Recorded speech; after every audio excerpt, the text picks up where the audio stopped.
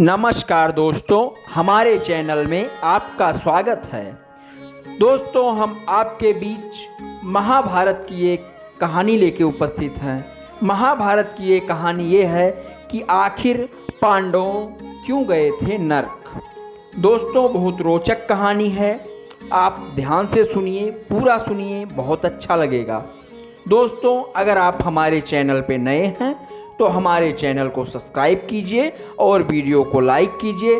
दोस्तों, अगर आप हमारे चैनल को सब्सक्राइब कर लेते हैं तो धर्म से जुड़ी हुई धार्मिक कहानियाँ आपको नई नई आती रहेंगी और हम लेके आते रहेंगे आपके समक्ष। तो दोस्तों, मैं कहानी स्टार्ट करता हूँ। महाभारत के युद्ध गाथा तो आप सभी जानते हैं, लेकिन क्या आप जानते हैं कि आखिर क्यों अधर्म का रास्ता अपनाने के बावजूद दुर्योधन को स्वर्ग प्राप्त हुआ, तो वहीं दूसरी तरफ पांडवों को नरक में जाना पड़ा था। आइए हम आपको बताते हैं इस तथ्य के पीछे क्या छुपी कहानी है। ऐसा माना जाता है कि यदुवंशों की मौत के खबर से पांडवों को काफ़ी दुख हुआ, जिसके बाद पांडवों ने द्रौपदी के साथ अपना राजपाट सब अपने उत्तराधिकारी को सौंपकर स्वर्ग की ओर चल पड़े थे। स्वर्ग जाने के क्रम में बीच रास्ते में ही भीम, अर्जुन, नकुल, सहदेव समेत द्रौपदी की मृत्यु हो जाती है। युधिष्ठिर अकेले रह जाते हैं। युधिष्ठिर और एक कुत्ता स्वर्ग के मार्ग चले जाते हैं। कहा जाता है कि वह कुत्ता और कोई नहीं बल्कि स्वयं यमराज थे। जब युधिष्ठिर स्वर्ग मार्ग पर पहुंच जाते हैं तो उन्होंने देखा उनका भाई दुर्योधन एक बड़े से सिंहासन पर बैठा है और वह आसपास और कोई नहीं था। यह देखकर युधिष्ठिर ने देवताओं से कहा, मुझे भी वहीं भेज दीजिए जहां मेरे भाई और द्रौपदी मौजूद हैं। देवताओं ने युधिष्ठिर की बात मानते हुए उन्हें देवदूत के साथ नर्क के मार्ग पर भेज दिया। रास्ते में बहुत अंधेरा था। वह रास्ता बहुत ही ज़्यादा बदबूदार था और आसपास बहुत से शव पड़े हुए थे। वहाँ लोग लोहे की चोंच पहने कौवे और गिद्ध भी मौजूद थे। यह सब देखकर युधिष्ठिर बोले, मुझे वापस ही चलो।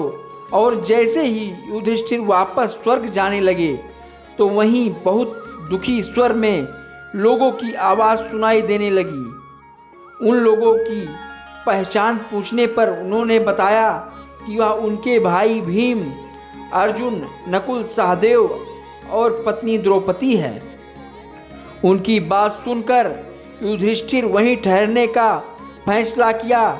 देवदूत ने युधिष्ठिर के नरक में रहने की बात इंद्रदेव को जाकर बताई। कुछ ही देर में इंद्रदेव और अन्य देवतागण नरकलोक में पहुंच गए। देवताओं ने वहां पहुंचते ही चारों ओर उजाला हो गया और वहां मौजूद बदबू खुशबू में बदल गई। देवताओं ने युधिष्ठिर को बताया कि तुम छल करके द्रोणाचार्य को उनके बेटे अश्वत्थामा की मृत्यु की झूठी खबर दी, जिससे उनका युद्ध में मन हट गया और उनको मृत्यु प्राप्त हुई। उसी तरह से तुम्हें छल से यहाँ बुलाया गया था। अब तुम मेरे साथ स्वर्ग चलो। तुम्हारे बाकी भाई और द्रौपदी वहीं हैं। स्वर्ग पहुँचने के बाद भीम ने युधिष्ठिर पूछा, अधर्मी दुर्योधन ने तो इतने पाप किए, उसके बावजूद उसे स्वर्ग में स्थान क्यों मिला? युधिष्ठिर ने कहा, अधर्म का रास्ता अपनाने के बावजूद भी दुर्योधन में एक सद्गुण था, इसीलिए उसे स्वर्ग में स्थान मिला। युधिष्ठिर ने आगे कहा, दुर्योधन एक ही लक्ष्य तथा और उसने जो भी कर्म किए वह अपने लक्ष्य को प्राप्त करने के लिए किए थे। उसने अपने लक्ष्य के साथ किसी तरह की कोई समझौता नहीं किया। दुर्योधन का वचन से ही अच्छे संस्कार मिल नहीं पाए थे, जिसके कारण वह सही मार्ग पर नहीं चल पाया। लेकिन फिर भी उसने अपने लक्ष्य के लिए जो सही लगा वह सब प्रयास किया, और यही उसका सबसे बड़ा सद्गुण था, जिसके कारण उसे स्वर्ग में स्थान प्राप्त हुआ। जाने पांडवों को क्यों जाना पड़ा था नरक? द्रौपदी ने नरक में जाने का यह कारण था कि द्रौपदी पांचों पांडवों में से अर्जुन में ज़्यादा प्रेम करती थी। इसी भेदभाव के कारण उन्हें नरक जाना पड़ा। वहीं सहदेव को नरक में इसलिए जाना पड़ा क्योंकि उसे इस बात का घमंड था कि वह सबसे ज़्यादा बुद्धिमान है। इस घमंड के कारण उसे नरक में जाना पड़ा। इसके अलावा नकुल को नरक में इसलिए जाना पड़ा था क्योंकि नकुल को घमंड था कि वह सबसे सुंदर है। अर्जुन को भी घमंड था कि वह महाभारत युद्ध में एक ही दिन सभी दुश्मनों को खत्म कर देगा, पर ऐसा कुछ नहीं हुआ। इसी घमंड के कारण अर्जुन को नरक में जाना पड़ा। वहीं गदाधारी भीम को अपने बल पर घमंड था, इसी कारण उसे नरक में जाना पड़ा था। इस तरह के पांडवों को अपने कर्म के अनुसार नरक में जाना पड़ा। महाभारत की कहानियाँ हम बचपन से सुनते आ रहे हैं, फिर भी बहुत कुछ हैं जो हम नहीं जानते हैं। सब मैं आपको सुना रहा हूँ। धृतराष्ट्र का विवाह गांधार देश की गांधारी के साथ हुआ था। गांधारी की कुंडली में दोष होने की वजह से एक साधु के कहे अनुसार उसका विवाह पहले एक बकरे के साथ किया गया था। बाद में उस बकरे के बलि दे दी गई। यह बात गांधारी के विवाह के समय छुपाई गई थी। धृतराष्ट्र को इस बात का पता चला तो उसने गांधार, नरेश, सुबला और उनके 100 पुत्रों को कारावास में डाल दिया और काफी यातनाएं दी। महाभारत में शकुनी की भूमिका। एक एक करके सुबाला के सभी पुत्र मारने लगे।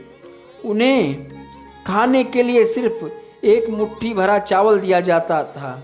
सुबाला ने अपने सबसे छोटे पुत्र शकुनी को प्रतिशोध के लिए तैयार किया। सब लोग अपने हिस्से के चावल शकुनी को दे देते थे ताकि वह जीवित रहकर कौरवों का नाश कर सके। मृत्यु से पहले सुबाला ने धृतराष्ट्र से शकुनी को छोड़ने की विनती की, जो धृतराष्ट्र ने मान ली कि सुबाला ने शकुनी को अपनी रीढ़ की हड्डी का पासे बनवाने के लिए कहा। वही पासे कौरवों के वंश के नाश का कारण बने। शकुनी ने हस्तिनापुर में सबका विश्वास जीता और 100 कौरवों का अभिभावक बना। उसने न केवल दुर्योधन को युधिष्ठिर के खिलाफ भड़काया बल्कि महाभारत के युद्ध का आधार भी बनाया। द्रौपदी ने चीरहरण के बाद क्षमा मांगी। जब युधिष्ठिर जुए में द्रौपदी को हार गया तब दुशासन ने द्रौपदी के वस्त्र हरण का प्रयास किया। इससे पूरे प्रकरण के बाद द्रौपदी ने दरबार में बैठे सभी बड़े लोगों से क्षमा याचना की। उसने कहा, मुझे दरबार में घसीटा कर लाया गया और बेइज्जती किया गया। इस सब के होते मैं अपने बड़ों को प्रणाम नहीं कर पाई, इसके लिए क्षमा चाहती हूँ। पांडव ज्ञानी, उनकी अंतिम इच्छा थी कि उनके 5 बेटे उनके मत्र शरीर को खाएं ताकि उन्हें जो ज्ञान अर्जित किया है उनके पुत्रों में चला जाए। सिर्फ सहदेव ने पिता की इस इच्छा का पालन करते हुए उनके मस्तिष्क के 3 हिस्से खाए। पहले टुकड़े को खाते ही सहदेव को इतिहास का ज्ञान हुआ, दूसरे टुकड़े को खाने में वर्तमान का और तीसरे टुकड़े को खाते ही भविष्य का। कुरुक्षेत्र में एक जगह है कि जहां माना जाता है कि महाभारत का युद्ध हुआ था। उस जगह 30 किलोमीटर के दायरे में मिट्टी संरचना बहुत अलग है। वैज्ञानिक समझ नहीं पा रहे हैं कि यह कैसे संभव है, क्योंकि इस तरह की मिट्टी सिर्फ तब हो सकती है अगर उस जगह बहुत ज़्यादा तेज गर्मी हो। बहुत से लोग का मानना है कि लड़ाई की वजह से ही मिट्टी की प्रवृत्ति बदल गई। दोस्तों, अगर आपको कहानी अच्छी लगी है तो चैनल को ज़रूर सब्सक्राइब कीजिए, वीडियो को लाइक और शेयर कीजिए, जिसलिए हमारा उत्साह और बने और हम आपको अच्छी अच्छी कहानी और सुनाएं।